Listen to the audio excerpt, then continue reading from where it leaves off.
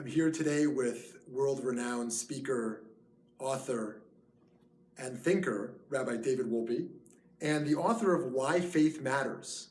And so we wanted to take just a few minutes to discuss this issue that we're all grappling with, the issue of faith. Thank you for joining us. My pleasure. First, I'd just like to ask you, what is your definition of faith? So, faith it's one of those words that covers many things, but I think the way that I intended to use it in the book, and I think the way that religious traditions use it, is there are certain fundamental beliefs that you start with, in the sense that everybody has faith to some extent that life is worth living. That's why they get out of bed in the morning. Mm-hmm. And they're arguable, but they're not provable. I can tell you life isn't worth living, but I can't prove that it is or that it isn't. That's a fundamental structure that you start from. And so I wanted to talk about why, if religious faith is part of your fundamental structure, it actually both enriches and changes the way individuals and societies exist. Beautiful. So how would you say faith means something different in a secular context versus a Jewish context? In a Jewish context, it has to do with the belief that the world has a purpose, mm-hmm. and that our actions aren't useless or mm-hmm. ultimately vain. In a secular context, faith can mean lots of things. I mean, you can have faith in yourself. People talk about having faith in yourself or having faith in the mechanisms of society. Mm-hmm. In Jewish context, it's much more fundamental and much deeper. Mm-hmm. And how would you differentiate faith from intellect?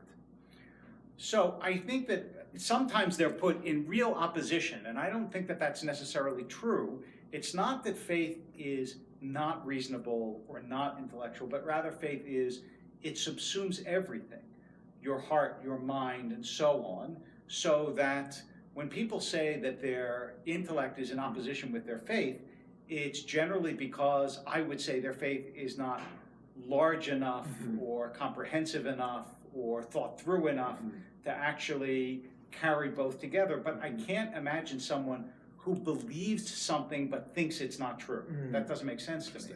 Yeah. So is faith in the Jewish community synonymous in some ways with religiosity? And looking at the Pew Report, for example, right. what does that tell us about faith in the Jewish community today? Well, there's a strange phenomenon that happens with Jews, that there are mm-hmm. people who don't believe in Judaism but believe in Jews. Mm-hmm. That is, they have this very powerful right. attachment to the Jewish people, right. but the Jewish tradition doesn't speak to them mm-hmm. or they don't know it. And so I think that the task of people in our position is to reacquaint people who believe in Jews with the Judaism mm-hmm. that produced the Jews they believe in. Because I have a sense that the Judaism these days is what Will Herberg talked about when he called ethics without religion cut flower ethics. Mm-hmm. He said that is, they'll survive for a generation or two, but ultimately they'll wither without mm-hmm. the roots that they grew in. Mm-hmm. And I think the same thing's true here. That is, it's Judaism that nourishes Jews, mm-hmm. and the faith that we have comes from that and needs to be reconnected to mm-hmm. it. So how does that nourishment get sustained? One of the ways I think about faith is I'm driving in a bus and it's pitch black out, and then there's a thunderbolt and the whole world becomes clear, but then everything's dark again. Yeah. So how within the darkness do you kind of remember or hold on to that lightning bolt moment in a sense? So, I mean, that's what ritual is supposed to do. Mm-hmm. Ritual is supposed to remind you of the lightning bolt moment. Right. And sometimes it works and sometimes it doesn't. Mm-hmm. But I think that the task of re-enchantment in everyone's life is a constant and crucial task. And I don't only mean in religion. There's re-enchantment in a marriage, there's re-enchantment with children, mm-hmm. there's re-enchantment with one's job, and there's re-enchantment with one's faith. And that's, Judaism might be seen as a system of re-enchantment. That is, there was mm-hmm. this lightning bolt moment right. in Jewish history, and we keep trying to remind ourselves mm-hmm. of what it meant. Beautiful. So my last question for you is, what advice would you give to seekers, people who don't experience themselves as people of faith, who don't feel connected, they weren't raised in that way, or they were and they became disconnected? What practical advice would you give to someone to kind of reconnect, recharge? So, I mean, the difficulty in giving one piece of advice is Right. that people function very differently. Right. There's one person for whom study will reawaken their sense of wonder. There's someone else for whom nature will reawaken, or prayer will. What I would say is Judaism is an enormously rich tradition.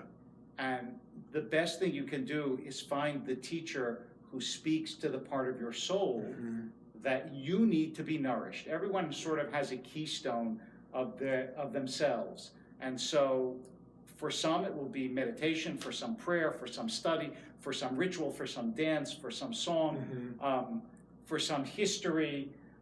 There's a lot of ways to find that nugget that will grow.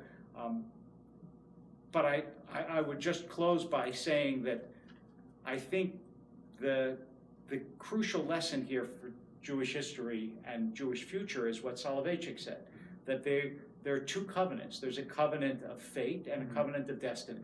The covenant of fate is everything we went through together, and that one is already in place. We share that. The question for every Jew is whether they want to be a part of the covenant of destiny, that is going forward. And given everything that the Jewish people has both experienced and created in the world, I can't imagine that someone wouldn't want to be part of that covenant of destiny. Very powerful, thank you. 2 tasks: pick up why faith matters, and find your teacher or your teachers who will not only support you, but challenge you. Thank you so much, Rabbi Wolpe. Thank you.